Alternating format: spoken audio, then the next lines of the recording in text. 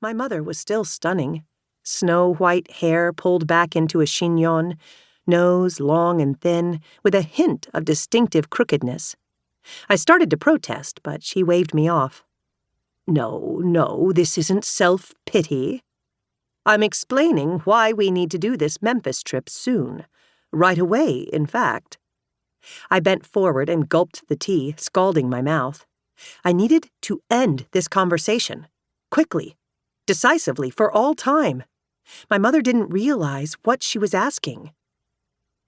I understand you want to see Graceland again, Mom, I said, substituting want for need, the way I did with my daughter, Dylan, when she needed Lady Gaga tickets. I just can't take you anytime soon. Work is out of control. This wasn't the real reason, but had the advantage of being true. The entire marketing department at EduLearn was putting in crazy hours. I couldn't afford time off. Not after I'd missed a key meeting 2 weeks ago when Dylan pulled that stunt at school. Let's plan a trip for later this year, I said, not specifying where. Maybe in the fall. My mother clapped a hand to her forehead. You're missing the point. It's getting harder for me to travel now that I'm tethered to this. She wagged a finger at the tubing circling her face. This cannoli. Cannula. She knew the word. It was her idea of a joke. Whatever. She flung a hand into the air, as if playing to the folks in the mezzanine. My mother had smoked 3 packs of Camels a day for most of her life, despite my father's pleas for her to quit. She'd known the risks. And yet, when her new specialist at Mass General repeated that she needed the oxygen day and night, even in the shower, I'd watched her close her eyes as if betrayed. Et tu? Nicotine?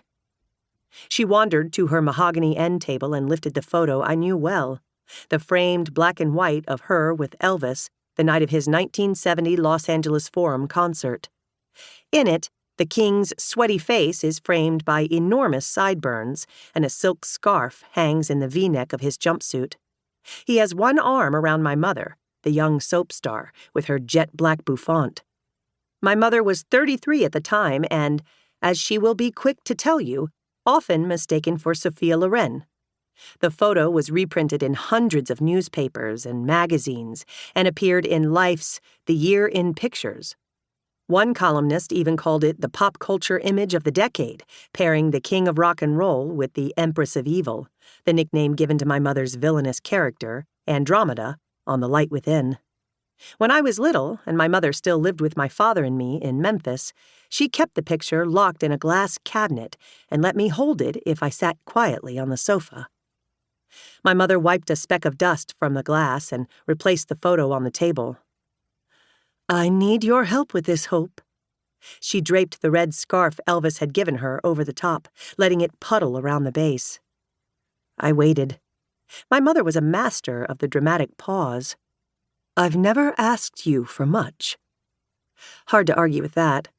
For decades, the two of us had lived on different coasts, keeping a continent tucked between us like a pillow between uneasy bed partners.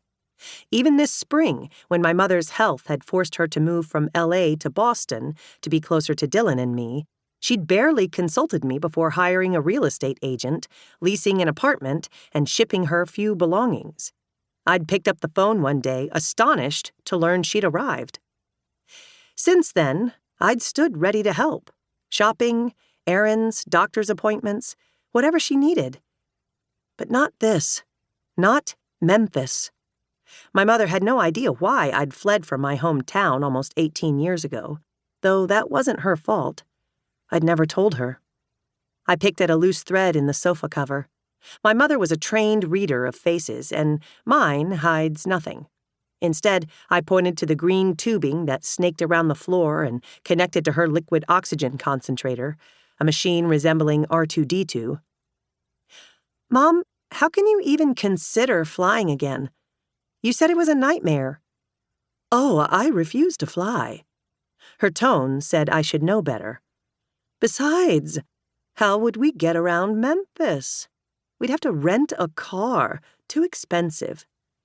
My mother could pinch a penny until it squeaked.